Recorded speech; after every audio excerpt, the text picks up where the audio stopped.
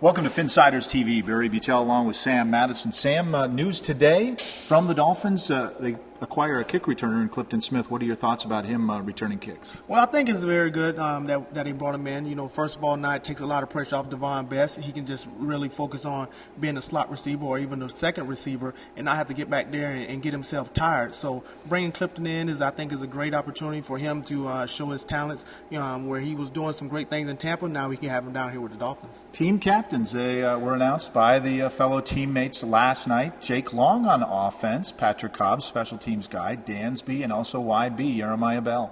Well, all of those guys are very deserving, and it's only important for your team, your fellow teammates to name you captain. That means you're doing something very good, not only on the football field, also in the locker room. And being that those guys are named, as well as Long being in his third year, Jeremiah, who's a person that's been here for a while, and he's put in a lot of great work, and to have him and to see him with this being a captain, I think is very good for him as well. Jake, that's pretty remarkable in just his third year, but he's made his presence known right off the get-go. Oh, yeah, he's definitely made his presence known, and both on and off the field, doing a lot of stuff in the community, but protecting his quarterback is the most important thing. He's doing a very good job of that. I want to get your take about Buffalo going up there this weekend. You've been there. You've played in that hostile. The crowd seems to be right on top of you, doesn't it? And how do you think the team will fare up in Western New York?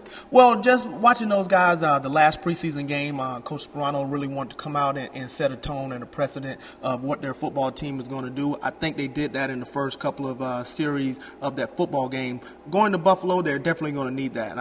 This team is very hostile, but the one great thing about it, we're going up there in September, and it's not going to be as cold. So the guys are going to be very, very comfortable in the situations. And I feel that this is our time to come out and start off fast because the last couple of years we've been starting off very slow, but it gives us an opportunity. Being that they still have a lot of young talent on offense, an older wide receiver core, I think we can put some pressure on this quarterback to create some turnovers as well. Let's check in with Jim Mandich and get his take on it in this Mad Dog Minute. Well, I can't emphasize how important it is for the Miami Dolphins to start this season clean. And I know the performance in the preseason exhibition games was a little uneven, but this has got to come together, and it's got to come together pretty quickly. You look at the schedule for the Miami Dolphins, it is daunting. You're on the road at Buffalo, and I know everybody's chalking up a W for that one. I've made that trip for about 40 years. It's a tough place to win, and they hate us in Buffalo. They'll be jacked up and ready to play. And then you go to Minnesota. You look at 6 of the first 8 games, and you're playing playoff teams from a year ago. You couple that with the toughness of the schedule with the Miami Dolphins the last 2 years with their slow starts. That simply cannot happen this year. This game this Sunday, I think it's important. Coach Sperano inculcate this football team with the knowledge and belief they got to come out of there with a win. It's that important. Back to you, Barry. Thanks, Mad Dog. Should be a great matchup in Orchard Park, New York this Sunday, 1 p.m. kickoff, Ralph Wilson Stadium. One guy that's going to be out there in the forefront in the starting spot is Jason Allen. Your thoughts about him getting the start?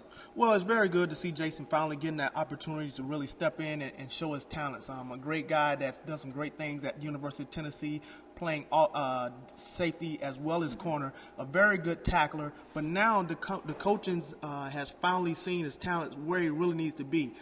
Putting his defense around him, not putting too much onto his plate, whereas Nick Saban put a lot of pressure on him to learn a lot of different things. Just put him out there in a comfortable situation, and I think he's going to be very, very good for this opportunity. He's a very aggressive guy, and I know Coach Parcells said play just as aggressive as you do on special teams at the cornerback spot. You think this defense, too, with Mike Nolan and how aggressive they are, that it might fit him really well? I know it puts a smile on his face when he talks about it. Oh, yeah, definitely. And when you say it puts a smile on his face, that means he's comfortable in the situation and not having too much on his plate. Where I played in Nick Saban's secondary and his defense, there's a lot of thinking. And now Coach Nolan really doesn't have that much thinking for him to do. Go out there is either 1 or 2 calls, and you go out there and make those calls and then go out there and perform the defense. And I think, he has really put himself in a great situation, learning over these last 4 years and coming into his 5th year, having the opportunity to be a starter, and it's making him feel good. And I think he's going to be very comfortable in this role.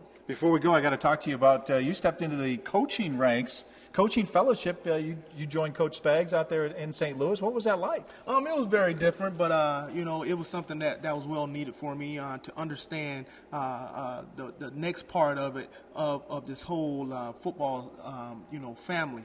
Going upstairs and understanding and breaking down film much more than I'd had to do as a player, and understand how you get to that 53-man roster. When we talking about putting a 53-man roster together, there's a lot of different ingredients that goes into it, and we're talking about special teams, offense, defense, and putting the right players in a position to make plays. But not only that, have an opportunity to keep that salary cap number down as well. Safe to say the coaching ranks won't find you for a little while, though? Hopefully it won't find me it may be a while, but it was a very good experience, and I think Coach Spags and the Rams, they treat me very well, and they talk very highly about this organization. So it was a good experience for me. That'll do it. For Sam Edison, I'm Barry Butel. You've been watching Finsiders TV.